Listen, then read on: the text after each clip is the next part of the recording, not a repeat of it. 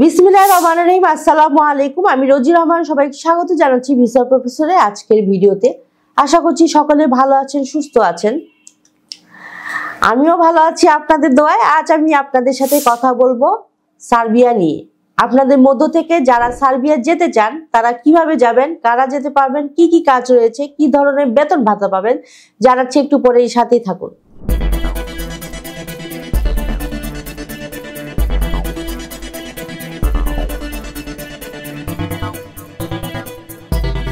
দর্শক, শুরুতেই বলেছি এই ভিডিও তাদের জন্য যারা ওয়ার্ক পারমিট ভিসা নিয়ে সার্বিয়া যেতে চান। চলুন প্রথমে দেখে আসি কেমন দেশ এই সার্বিয়া। দক্ষিণ পূর্ব ইউরোপের একটি স্থলবেষ্টিত দেশ সার্বিয়া। দেশটির উত্তরে হাঙ্গেরি, পূর্বে রোমানিয়া ও বুলগেরিয়া, দক্ষিণে আলবেনিয়া ও ম্যাসিডোনিয়া এবং পশ্চিমে মন্টিনিগ্রো, ক্রোয়েশিয়া, বসনিয়া ও হার্জেগোভিনা অবস্থিত। দেশটির রাজধানী বেলগ্রেড। সার্বিয়ার আয়তন ৮৮,৩৬১ বর্গ কিলোমিটার।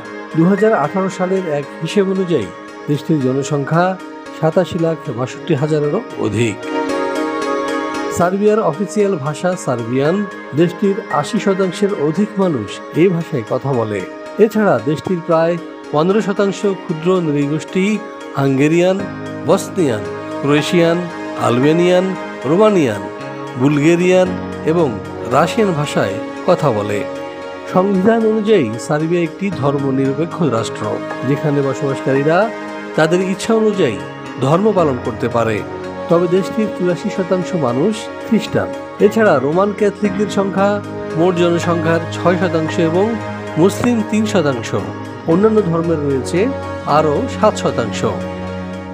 দর্শক, আমরা দেখলাম কতটা চমৎকার দেশ এই সার্বিয়া। এবার আমরা যেটি জানবো সেটি হচ্ছে এদেশে আমাদের জন্য সাধারণত কি কি কাজে যোগদানের সুযোগ রয়েছে। চলুন জেনে আসি আরেকটি ভিডিও প্রতিবেদন থেকে। ইউরোপের স্বাধীন রাষ্ট্র সার্বিয়া বলকান রুটের প্রধান ট্রানজিট দেশ হিসেবে পরিচিত।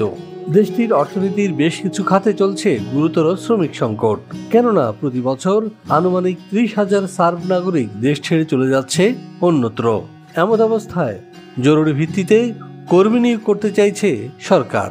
গণপরিবহন, নির্মাণ ও হোটেল রেস্তোরাঁ সহ বেশ কিছু খাতে হন্যে হয়ে কর্মী খুঁজছে সার্বিয়ার নিয়োগকর্তারা।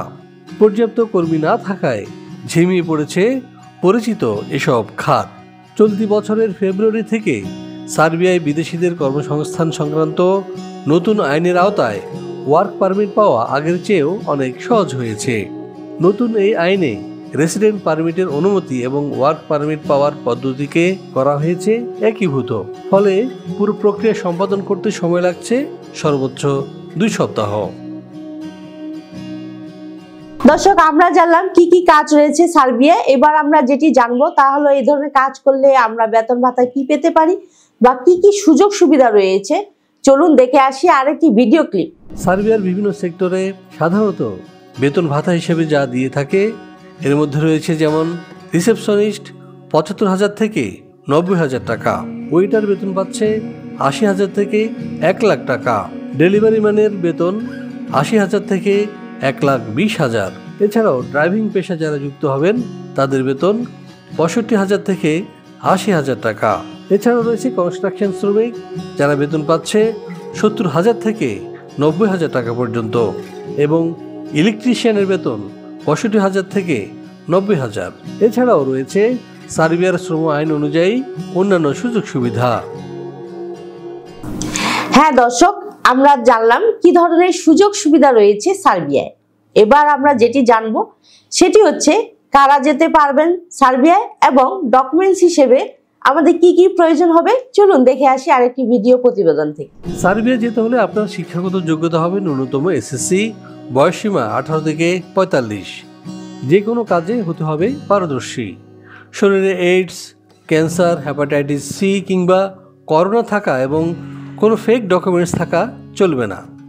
ফাইল জমা দিতে আপনার প্রয়োজন হবে ভ্যালিড পাসপোর্ট, ছবি, শিক্ষাগত যোগ্যতার সনদ, কাজের অভিজ্ঞতা সনদ, পুলিশ ক্লিয়ারেন্স এবং বায়োডাটা।